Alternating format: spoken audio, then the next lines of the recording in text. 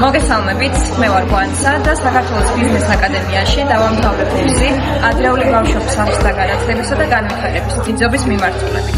და შესაძლებლობა მაქვს დავსაქმდე ადრეული განათლების სპეციალისტის ძიძობის მიმართულებით.